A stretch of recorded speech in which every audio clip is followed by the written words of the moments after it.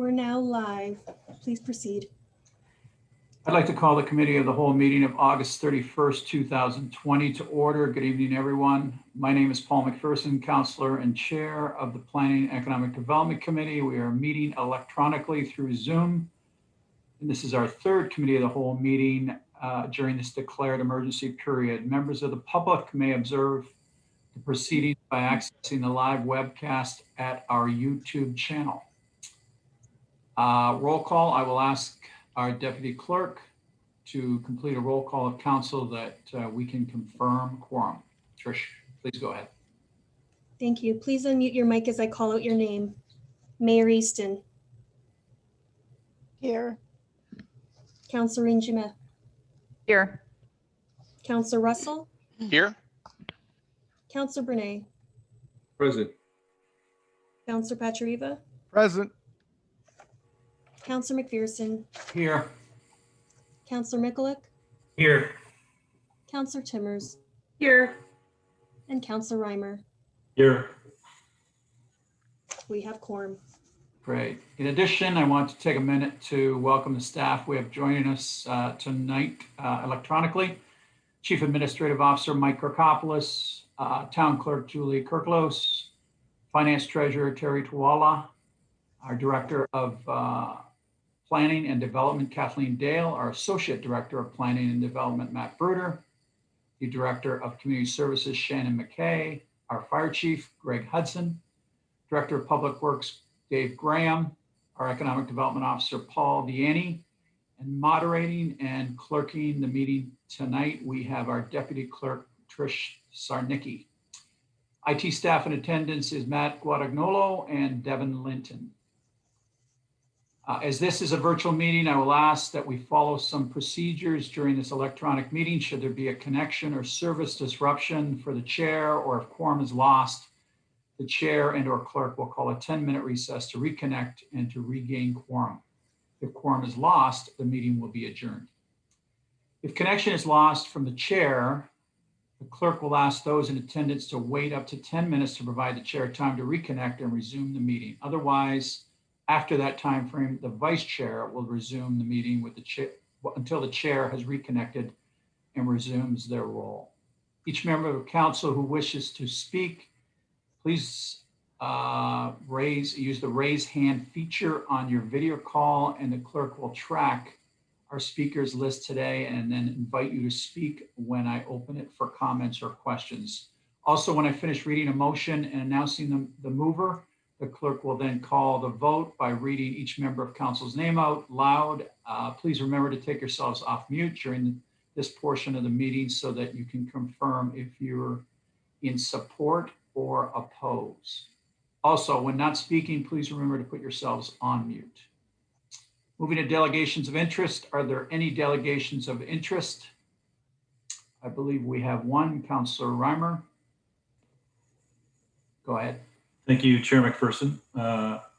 Declaring interest on item number 7.4 report, PW-09-20, tile drainage loan application. The applicant is a customer of the company that I work for. Very good. Thank you, Councilor. Are there any other declarations? No? Okay. Confirmation of agenda. Do members have any amendments to the order of the agenda? Seeing none, we move to statutory public meetings. We have no statutory public meetings this evening. Although there are no statutory public meetings occurring this evening, this evening's Committee of the Whole meeting, staff have established procedures for the public to participate at future meetings. Information is available on our town website, and any future notices of public meetings will also provide direction on how the public can participate. Moving to the Planning and Economic Development Committee agenda. First is delegations. We have no delegations this evening for the Planning and Economic Development Committee. Moving to the consent agenda, we have no items on the consent agenda this evening. Moving to reports, we will now consider item 6.3, report PD-18-20, Bill 197, COVID-19 Economic Recovery Act 2020. Our Director of Planning and Development, Kathleen Dale, and our Director of Public Works, Dave Graham, have a few comments to share. Ms. Dale and Mr. Graham, please go ahead. Thank you, Mr. Chairman. So Bill 197 was initially introduced the first part of July the 8th of this year, and then it was given final approval on July 21st, which is relatively quick. Now, this bill also wrapped in a number of changes to some previous legislation as well that had been put out in draft form. So it did make a number of changes to various statutes. So what staff did is we summarized the ones that would be relevant to the town or of interest to the town. There are lots of other legislative changes that do not affect things that the town does. So in regards to, for example, the Building Code Act, really what they've done a housekeeping change to change the regulating making authority to the Ministry of Municipal Affairs and Housing. So this is really just a housekeeping change. Probably one of their substantial changes that they've made is they've made some changes to the Development Charges Act. So through that, as committee may recall, at one time, different versions of the changes to the Development Charges Act had proposed to remove things like what we call soft services. So those would be things like parks and libraries. In an earlier version of that, they actually put that back in. And then when they did the final legislation, they added 4 additional items. They include housing services, although that's probably primarily a regional function, but there could be some, municipal things that come out of a development charges review. Things like proceedings relating to the Provincial Offences Act, including bylaw enforcement. So that's new. And then as well, one thing that's probably really important this year are services related to emergency preparedness. So those things were not in a development charges, like you couldn't include costs for those items in the past. Okay, so the other thing that actually is good is initially they were only going to give municipalities a 1-year time frame for municipalities to do the transition to a new process. So this new bill provides a 2-year time frame. So that's actually a good thing because it will take some time for the town to do their community benefits strategy, community benefits bylaw, and also update the existing development charges bylaw to address all of the changes. One of the other things that they did under the Development Charges Act, so if you were to build, say, a new house and you were to put an accessory apartment in it, you would have had to pay the development charge for both units. What they've done is they've changed that so that if you're building a new house, that's no longer the case. You would just pay the development charges for the initial unit. Under the current Development Charges Act, if you have an existing house and you add an additional unit, you are exempt. So really what they're doing is they're making it consistent for what I would call new homes and existing homes. They made some minor changes to the Drainage Act. I'm going to let Dave speak on the Environmental Assessment Act because his department deals primarily with environmental assessments. There are some changes to the, let's see here, the Municipal Act, for example.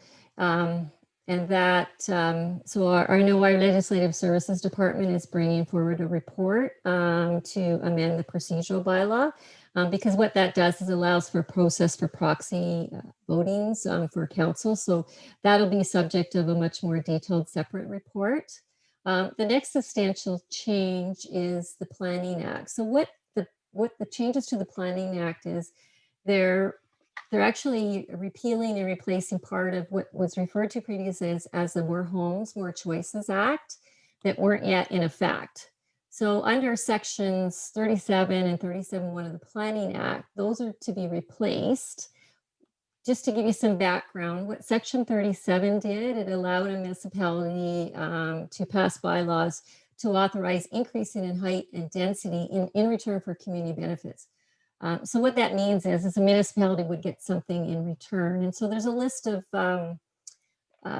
items that could be community benefits in the staff report, public access, pedestrian access, walkways, preserving natural areas, parkland, more types of housing, affordable housing. So it did allow for a number of things. So what's going to happen with a lot of that is that's going to actually have to be folded into what's referred to as a community benefits bylaw.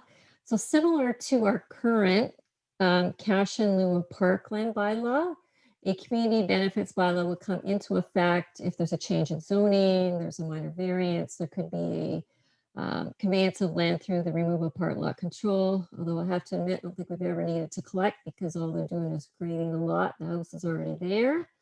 Approval plan of subdivision, a consent to condominium, as well as a building permit.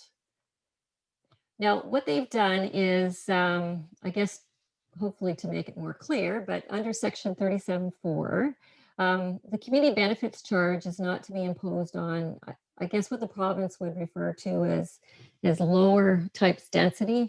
For us, it's probably more like medium density or less. So there's any development that's less than 10 residential units or less than 5 stories, you wouldn't be able to apply community benefits. Instead, you would use your cash in lieu of parkland policies for that.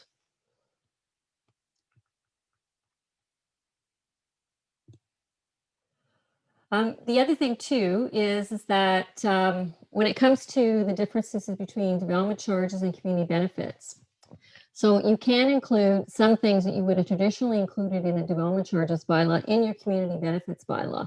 However, you can't charge those costs twice. So you have to decide if you're updating, say, your development charge bylaw, and maybe there's a component that you think fits more within the community benefits bylaw.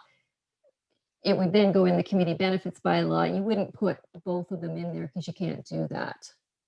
And again, as in regards to the community benefits, they've also transitioned. Initially, it was 1 year to get those in place, whereas now it's 2 years. And to do as I mentioned, a strategy, a bylaw, and also update your existing development charges bylaw, there's quite a bit of consultation that has to occur with that.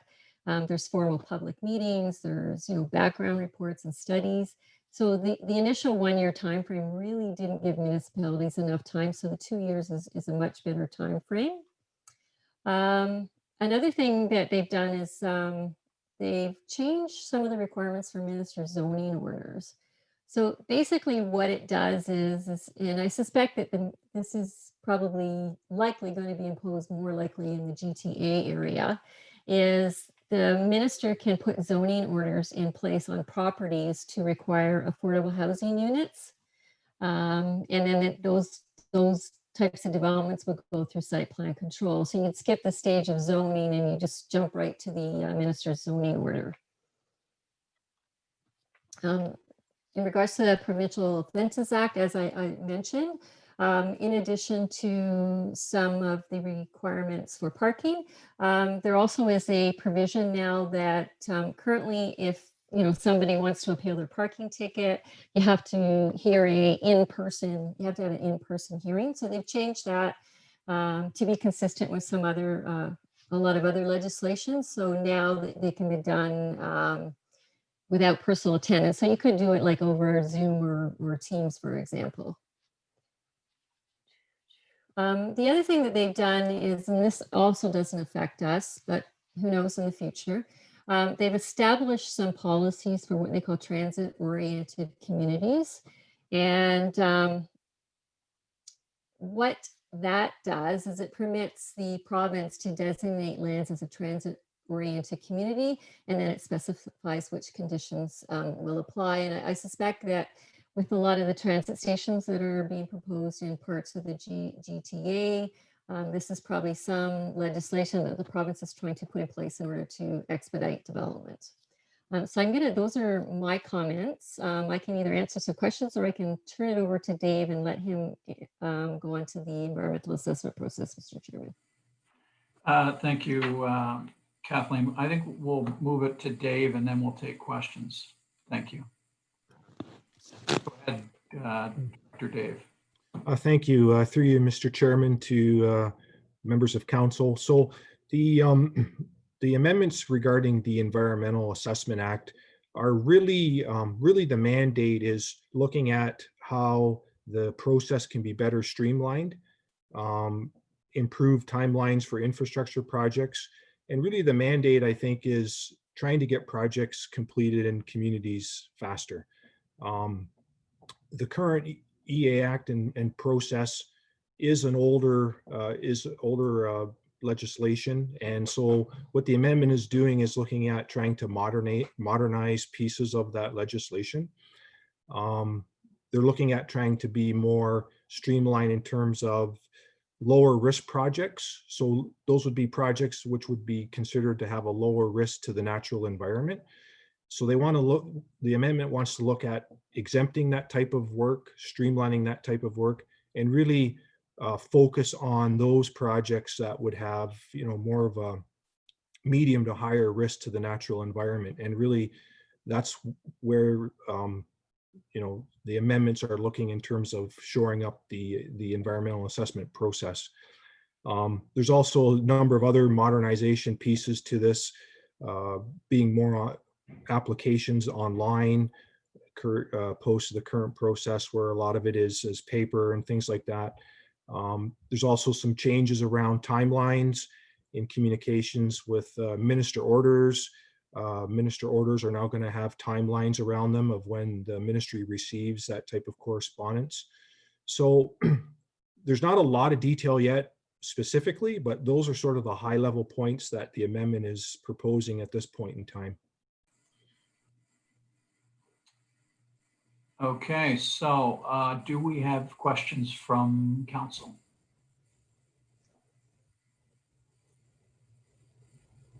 We have Councillor Brunei first. Go ahead, Councilor Bernay. Thank you, Chair McPherson. So through you to Director Dale, Kathleen, I registered and participated in last Wednesday's information session on the COVID-19 economic recovery with the Ministry of Municipal Affairs and Housing. And when I sat through that 2-hour session, I did make a bunch of notes. And one of the notes I made was about the MZO that you referred to, the minister's zoning orders. And I have to be honest, I had really not heard of it in the past. But over the last 4 or 5 days, I've actually been doing some reading on it. And I know you referenced that, up until now, maybe it's been developments in Toronto. And the article I read did refer to Durham and Ajax and Pickering and Vaughan. But, we've got a lot of green belt. We've got a lot of watersheds that we want to maintain and farmland. And I just, when I read the article and then when I see a local resident chiming in over the weekend about her concerns, I really have to take a step back when I see that, in the last 15 years, there was like a handful of these MZOs used in emergency situations. And in the last year, there's been, I think, 20. There was 7 in the month of August. It seems to be alarming to me that we're allowing one person, a minister, make decisions where municipalities can no longer appeal it. So I just have a concern about that. I just hope that moving forward, this doesn't become problematic for areas like us that are trying to protect farmland and greenbelt. But maybe you could comment on that and my comments about our concerns.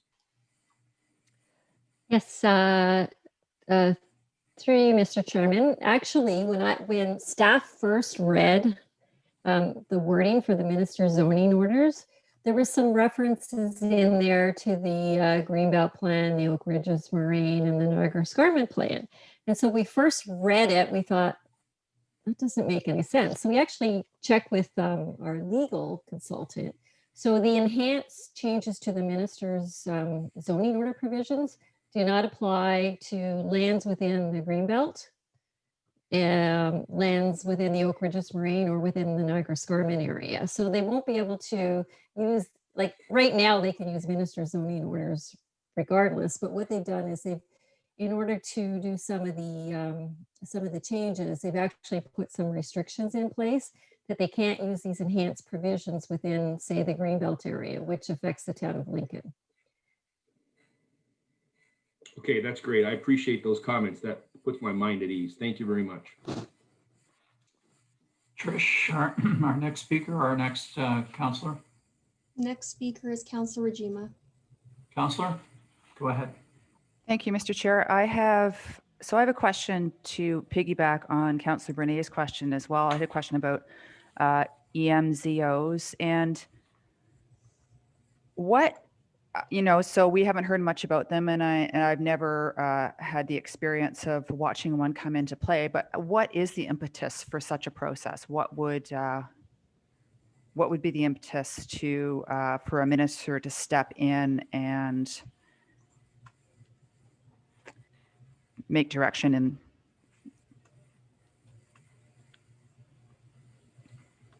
Is that to Ms. Dale? Is that Ms. Dale. Okay, through you, Thank you. Mr. Chairman. So I'm going to assume that there's probably lots of places where the minister feels that maybe development's not proceeding as quickly as they would like, and they would like to use the process of minister zoning orders to speed up development.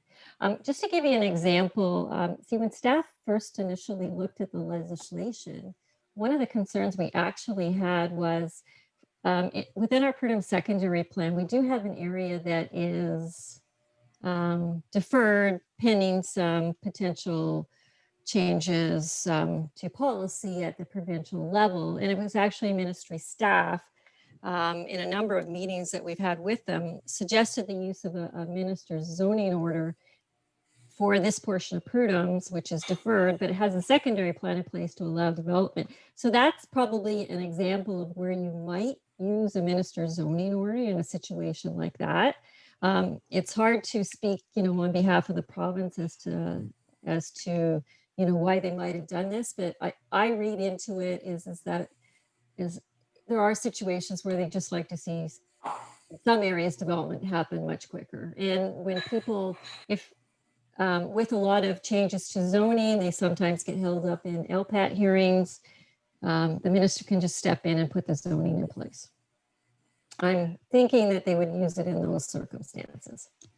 Okay, thank you. And a question of clarification. So that's what I'm wondering is where the idea comes from the to begin with. Is it a municipality reaching out and questioning things? Is it a developer? Is there any process that needs to be followed to start a process such as a ministry zoning order? Minister's zoning order. Through you, Mr. Chairman. So for the town of Lincoln, if we wanted to put a minister's zoning order in place, we would have to approach the province and also get support from the region. So the municipality could initiate that process and ask the minister to do something like that. I'm not sure, how receptive they are to developers asking for this type of thing. I'm really not too sure. I mean, the province has had minister zoning orders for years. What this does is this gives them more tools to do it in areas where they want to see things like more affordable housing. Okay, so I guess that sort of answers my question. There's no set process. Anybody can sort of advocate for it if they choose to, but quite often it comes at the request of a municipality. Does that make sense? Kathleen? Sorry, through you, Mr. Chairman. In the case of the town of Lincoln, we have an example where we would approach the province. There may be other instances in other jurisdictions where it may come from a developer, or it's, the province is looking at what's happening in an area and they step in and establish a minister's zoning order. Okay. Okay, thank you. And I do have one more question, Mr. Chair. Okay, we'll let you have one more question. The question is about community benefits charge. I know that there's the list on page 9 of the report, and it lists applications, planning applications that community benefits charge can be imposed on, and you listed some of them, but what I noticed is that official plan amendment is not in that list. Is that an oversight or is there a reason for that? Kathleen? Okay, so probably the reason why they didn't include official plan amendments, because the majority of the time when you're doing an official plan amendment, you also need a zoning change, or in the end, you need approval of a building permit through site plan approval. So it may not get captured at the beginning of the process, but will get captured at the end of the process. Okay, that makes sense. Thank you. You're welcome. Thank you. Ms. Deputy Clerk, who's next? Counselor Russell was. Councilor Russell? Thank you, Mr. Counselor Chair. Russell. Thank you, Mr. Chair. I've got two questions through you. The first to Director Dale. Kind of in the same regards as Councilor Renchema about the authorization. So page 7 of the report, first paragraph, it states section 37 permits a municipality bylaw to authorize increases in height and density in return for said benefits. Is that just above the zoning that has already been predetermined? And is that correct? Or what level above will it be required for that to happen? Dale? Through you, Mr. Chairman. So there is a section in the Planning Act that specifically allows municipalities. So say you've got zoning in place. I'll use an example, and maybe the maximum height is, I don't know, 6 stories. And the developer wants to go 2 more stories. Under the existing, how that would be implemented right now, without going through community benefits, is that there would be an appraisal done on what's the increase in value of the additional 2 stories. You come up with a dollar amount, and then you negotiate with the municipality as to what sort of benefit the developer should be providing for that value. So that's how it's done currently, but that's going to get changed with community benefits. And what I suspect is first the municipality is going to have to do a strategy as to why you want to use community benefits. I suspect it's going to be for a number of the things that we already have the authority to do in our official plan. It has to go through a much more stringent public process. It can be appealed, and we may end up with set rates for different unit types, rather than doing, like, in other words, a set charge similar to development charges versus having to do a number of appraisals each time. Okay, so through you, Mr. Chair, just a quick follow-up on that before I get to my second question. So would we essentially in that strategy create a blanket that would cover different levels, say from 2 levels above whatever is currently zoned to 4 levels to 6 levels to 8 and so on, and kind of determine a value based on that? Or would they each application that comes in, would they be treated independently, or how would that work? Ms. Dale? Through you, Mr. Chairman. So this is new for the municipality. My understanding is going to be very similar to development charges. So when you do a development charges bylaw, you do it based on unit type, which is population based. So I suspect it's going to be similar to that. However, at this time, without going through the strategy, it's hard to say how those charges might play out. You actually have to do all the background work to come up with that. Okay, thank you, Director Dale. So, Mr. Councilor, just before we go to your second question, I see CEO Kokopoulos has got his hand up. Is there a comment that you'd like to make? Through you, Mr. Chair. I mean, my comment was more around the ministerial zoning order, but I can, I'll lower my hand, and if there's any other comments that I can make, I'll do that at the end. Very good. Go ahead, Councilor Russell. Okay, thank you. Through you, Mr. Chair, to perhaps Madam Clerk or perhaps Mr. Nicky. This goes to page 6, which references changes to the Municipal Act. Just a quick question. You may not have this answer yet, but when it talks about whether or not members can participate electronically in both open and closed meetings, and if they can participate electronically on a permanent basis.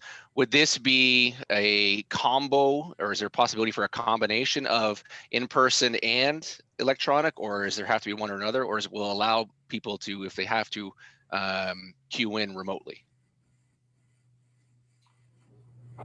Madam Clerk. Through the chair to the councillor. So we're working on that right now, on what that means for a hybrid. And right now, I'm still waiting for further information on what that may look like. Is that just, are you only asking for electronic meetings right now? Well, so I was looking to see if there was going to be a hybrid proposed where maybe just to try to eliminate or lessen the impacts of social distancing, to have maybe some people going in, some people staying out, and or if it would just be down the road, if we're all back in person, would you be able to remote in as well? Correct. So that's currently what we're looking at. We've got a third-party provider that redid the technology in council chambers, and we're working with that provider right now to see how much that would cost in order to provide for that feature that you're speaking about. Okay. Thank you very much. You're welcome.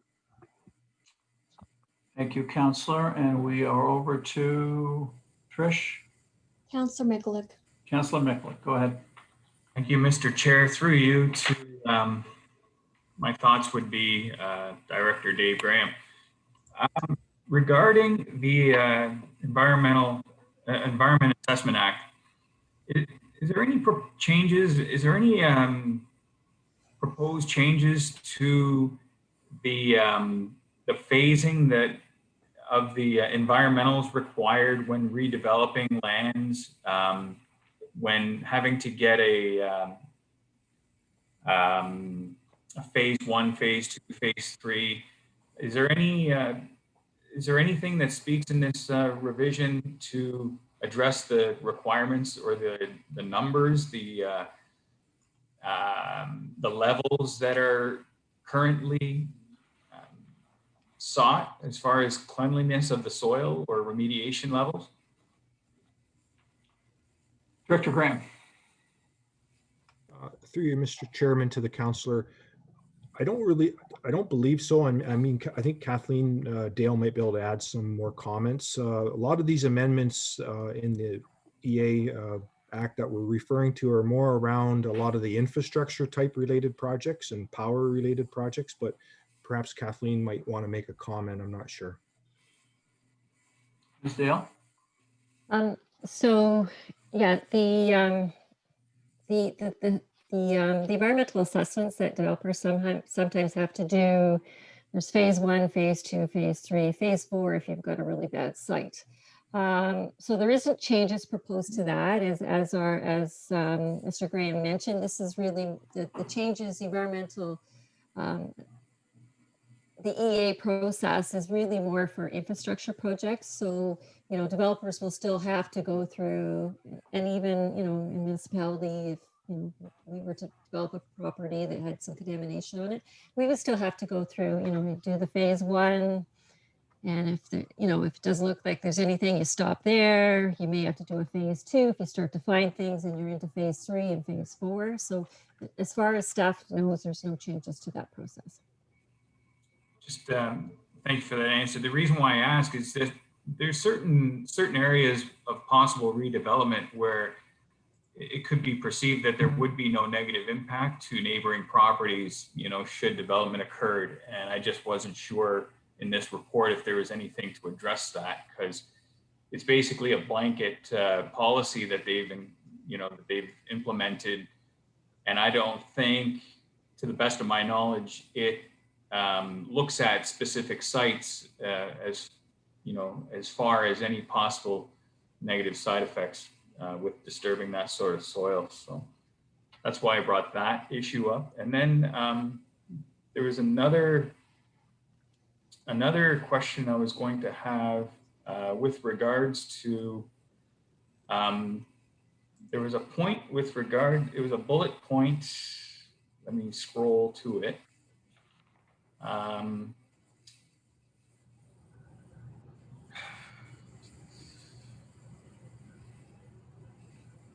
It was with regards to the waste. Just some clarification on this bullet point here, part 2, item 2, which currently deals with the undertakings to dispose of waste proposed or carried out by municipalities is repealed. I'm not sure exactly what that means Ms. and Dan- how it could relate to us as a municipality. That would be on page 5 of 10, page 5 of the report.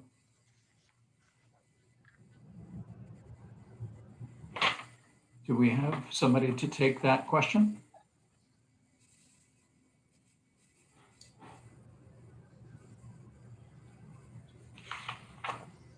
It's the 5th bullet point down.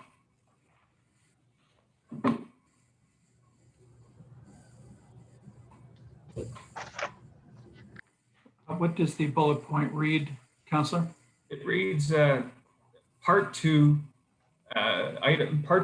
number 2, which currently deals with undertakings to dispose of waste proposed or carried out by municipality, is repealed.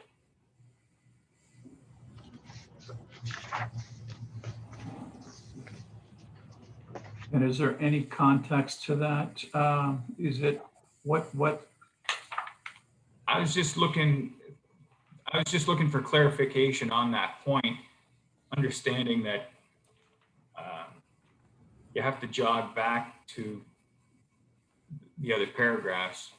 Perhaps it might be difficult to answer that question at this time, but So that's under the Environmental Assessment Act, yeah, correct? Okay. yes, it's on page 5 of 10, Right. PD 1820. Could we ask that we get back to the councillor on that? Is that? Yep. I don't feel like we're getting an immediate answer here. Through you, Mr. Chair, why don't I propose, I think the councilor's talking about certain parts of the individual EA and the class EA, parts 2 and parts 2-1, and them being replaced by parts 2-3, which is much more of a comprehensive environmental assessment. So why don't we provide some additional context, and we can do that through a memo to council. Great, thank you. Is that I would appreciate that. It was an amendment to the ESA or to the EAA Act. So at first glance upon reading it, it looks like a pretty loaded statement, but I'm not sure exactly how it relates to our municipalities in general. Thank you. okay? And I believe Mayor Easton is with the last hand up here. That's correct. Thank you very much, Mr. Chairman. Mr. Chairman, if we could stay on the same page that Councillor Mikulik was referring to, I would like to draw attention also to bullet point 2, section 6.0.1 in part 2, and it speaks to establishing a landfill site. So if the staff could please look into the veto powers that I believe is also a component of this. I'm referring, I believe, to a comment that I made at an earlier meeting where a municipality who had a proposal in hand for a private landfill, whereby through this new amendment, if you were a municipality within, I believe it's 3.5 or 3.7 kilometers, that you actually had the power to veto. I think we should look into that a little further. My concern, Mr. Chairman, is that I do understand the political history behind this change. However, I am concerned about other decisions that individual municipalities could make where neighboring municipalities would find it undesirable. So if there could be further work done on that, I would appreciate it.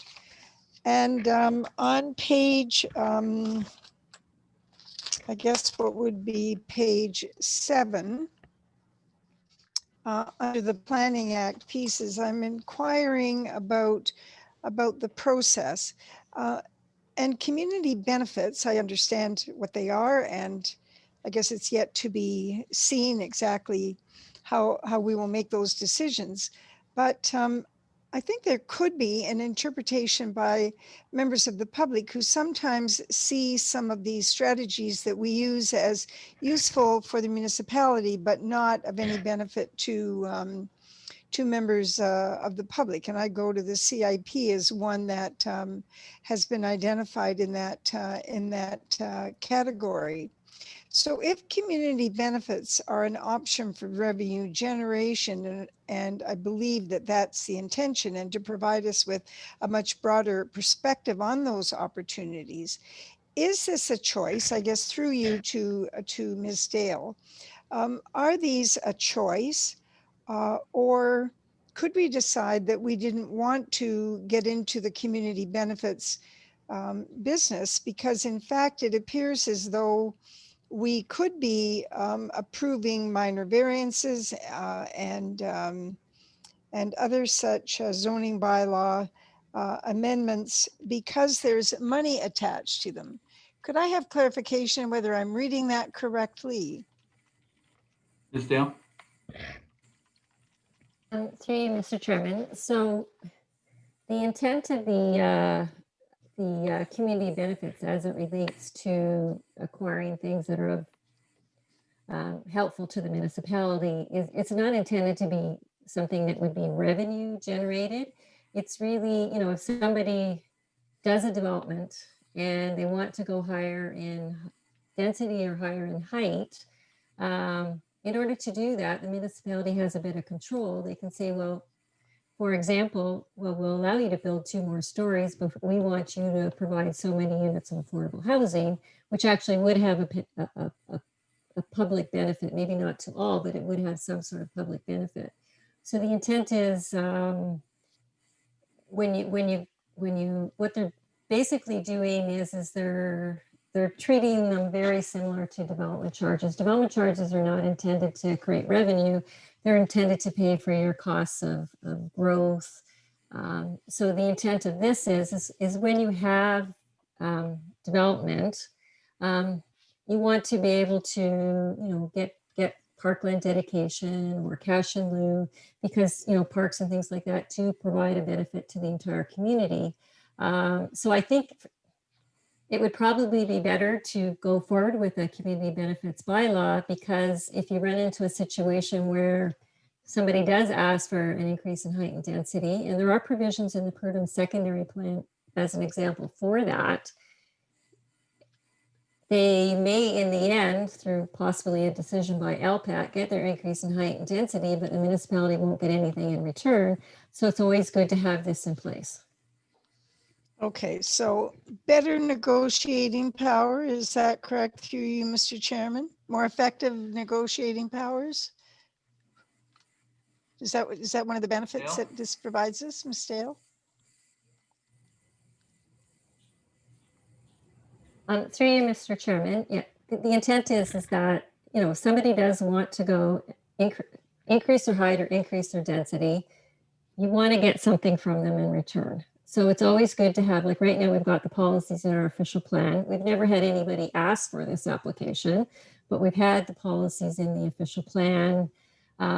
Should something happen, we at least can take advantage of that and get something out of the development. If you don't have anything in place, you won't be able to get anything. Okay, and Mr. Chairman, through you, just on the same question then,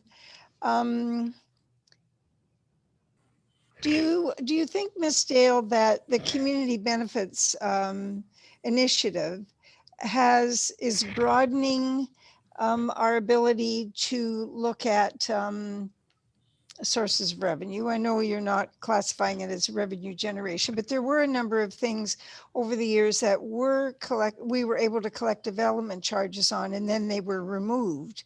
Bit by bit, they were removed. So is this a way of addressing some of those losses? Ms. Dale? Through you, Mr. Chairman. So I don't think the intent is to recoup past things that we might have lost. It's really more on a go forward basis. If development occurs, we've got something in place where we can, depending on the height and density of the development, as I mentioned, if it's a lower density, you do the cash and lieu parkland, Or you take land, if it's a higher density development over the 5 stories, more than 10 units, we have lots of developments that are more than 10 units. You want to be able to get some provisions for even parkland, for example. Right. So we didn't have that before. I understand what you're saying. We're not going backward, but going forward, some of those things that we lost, we will now be able to address through this plan, which is good. Okay, thank you. Okay. Thank you, Madam Mayor. And I think we have a comment from our CAO. Thank you, Mr. Chairman. So I think just to pick up on some of the previous comments, and Kathleen's absolutely correct. The mayor asked before, can we just say no? And my understanding is that because the community benefits charge is now appealable at LPAT, we can't just say no. And really the way I describe it, I think, for members of council is, it is really just a different type of a development charge. So in other words, a charge to recover costs of services resulting from increased development. And some of the things, I think, as the mayor highlighted, that may have found their way to be eroded or removed historically through the development charge process now find themselves in what is this new type of development related charge known as a community benefit charge. Okay, so I see that Councillor Pachariva has raised his hand. Councillor? Thank you, Chair McPherson. And just to stay on this community benefits section, because I find it very fascinating, would we, through you to Ms. Dale, would we create a hierarchy of these 11 different benefits and like a ranking? And so what I'm thinking is I've highlighted the provision of underground parking resulting in opportunities for housing intensification or affordable housing. So we've got an affordable housing crunch here in town. So a developer comes and he wants to build 8 stories, but it allows 6. So we say, okay, well then we want you to put your parking underground and then you can do some affordable housing units. So is it a to and fro on negotiations, or how does this ultimately work? Does the developer identify what he wants to do, but then we say, well, we'd rather have this? So how does that play out? Ms. Dale? Okay, so through you, Mr. Chairman, so under the current Planning Act provisions, that's really how it would work. There might be something that's higher on the municipality's priority list, and somebody wants to do a development, increase the height or increase the density, and you say, yeah, well, we really need some affordable housing, so we want you to put in 25 affordable housing units, for example. So in those cases, it was much more of a negotiation process with the developer. Okay. This is more of a, this is going to be going through another development charge process. So you're going to be establishing these charges based on, I'm assuming it'll probably be a lot of the things that we've also already identified in the official plan. There may be some additional things. Those are the kinds of things that you would identify through your strategy. What are the things that you want to achieve? And you're actually best to try and collect for as many as you can. Because once you've got it in place, if it hasn't been appealed or the appeals have been exhausted, it does allow the municipality to collect for those different components. Okay, thank you. So I don't believe I see any more hands. I just have a quick question, kind of along the lines of that last comment, Ms. Dale, and I'm wondering how this now looks to the development community, and I wonder if there is any thought to helping the development community understand these changes and gathering the development community into our abode there and laying out the definitions of development charges and the definitions of community benefits and all of that is involved, rather than them trying to stumble through and figure it out themselves. And be somewhat on the defense when a development comes forward and there's all this new lingo and all these new charges. So I wonder if there is some thought around that, Ms. Dale. Through you, Mr. Chairman. So when we go through this process, we have to include the development community because if anything, if somebody's going to appeal it, it'll be the development community because they are starting to appeal a lot more municipal development charges bylaws. So you want to, work with the development community when you do prepare this type of a bylaw. So you do want to, they're not going to like development charges. They're probably not going to like it. But you do have to do, there is a lot of consultation with the development community that has to happen because they are one of the stakeholders. So that will happen through the consultation process and they will be involved as much as they want to be involved. Yes. Okay, thank you. So that will wrap that discussion up. So I have a motion moved by Councillor Michalak to receive report PD-18-20 regarding Bill 197, COVID-19 Economic Recovery Act. We'll now ask our Deputy Clerk to call out the vote. Trish, go ahead. Please unmute. Thank you. Please unmute your mic as I call out your name. Councillor Brunei, Yes. Councillor McPherson, Yes. Councillor Michalak, Yes. Councillor Pachariva, Yes. Councillor Reimer, Yes. Councillor Injma, Yes. Councillor Russell, Yes. Councillor Timmers,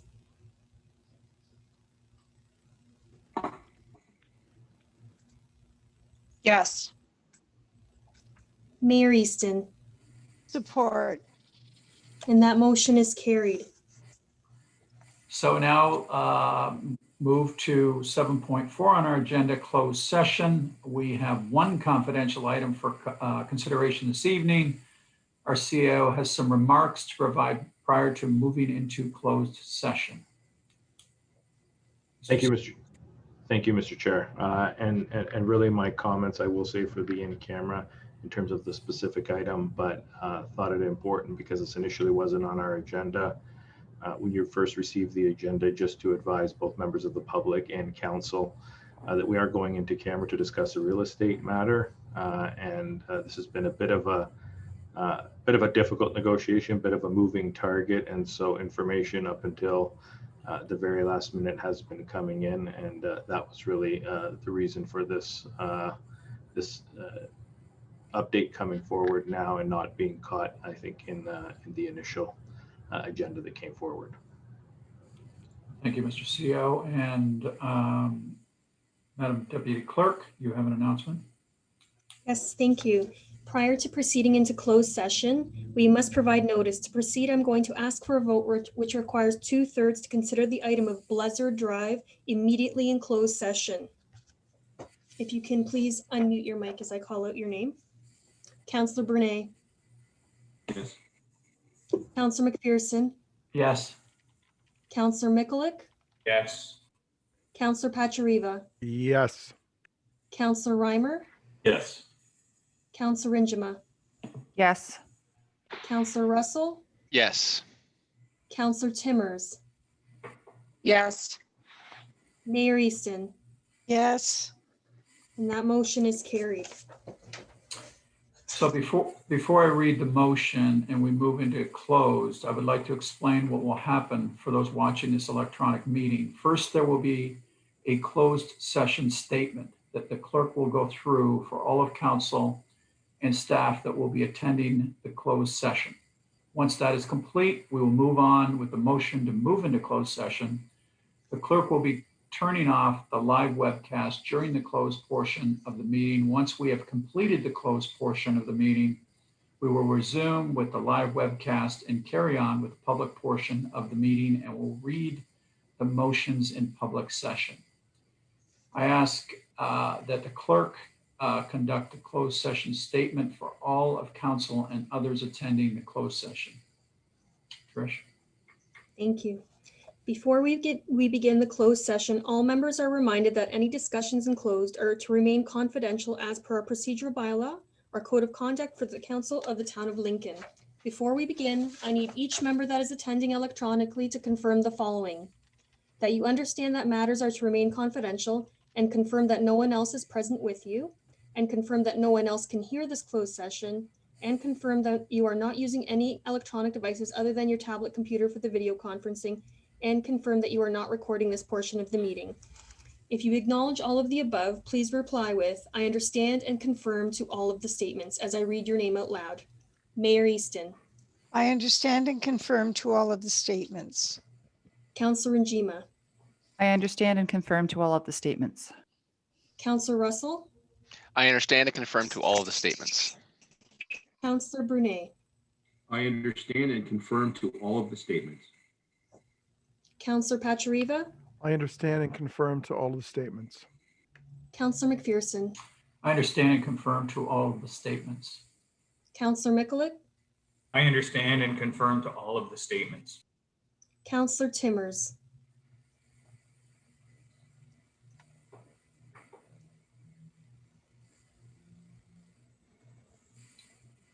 Councillor Timmers was having some connectivity issues. Councillor Timmers, Gee. Have we lost her? It looks like we might have lost her. We can come back to her.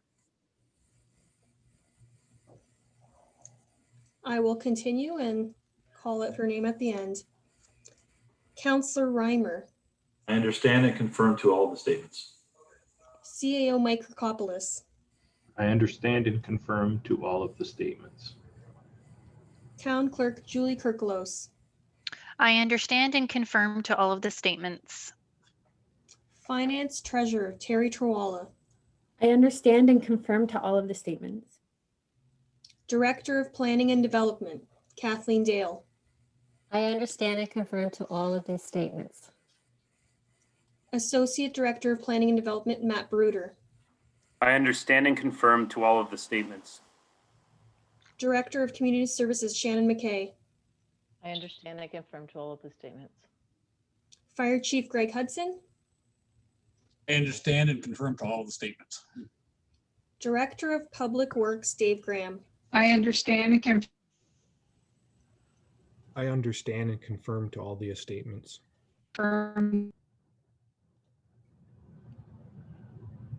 Thank you, Dave. Councillor Timmers, are you there? We'll continue on. Economic Development Officer Paul Deaney, I understand and confirm to all the statements. Legal Counsel Tom Helinski, I understand and confirm to all of those statements. Deputy Clerk Trish Sarnicki, I understand and confirm to all of the statements. And Councillor Timmers, do you understand and confirm to all the statements?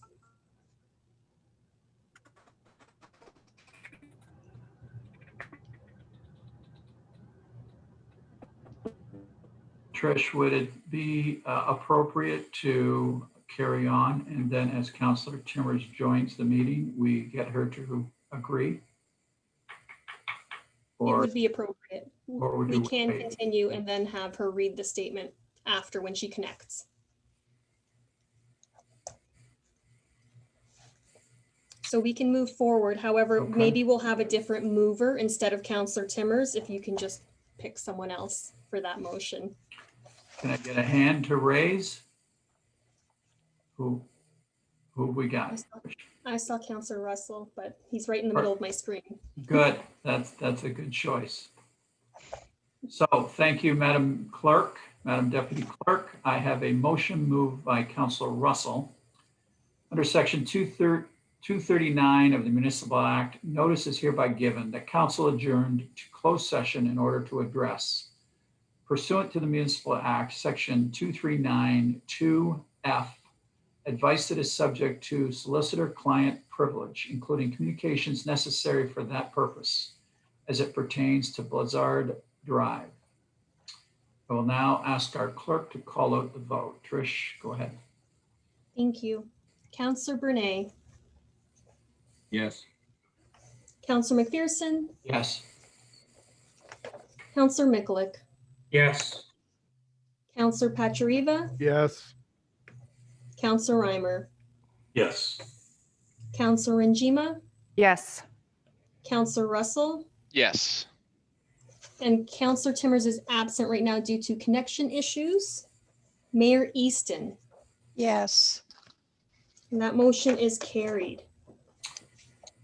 Madam Clerk, please proceed with the technical requirements to move into closed session. Thank you. I will now be turning off the live webcast.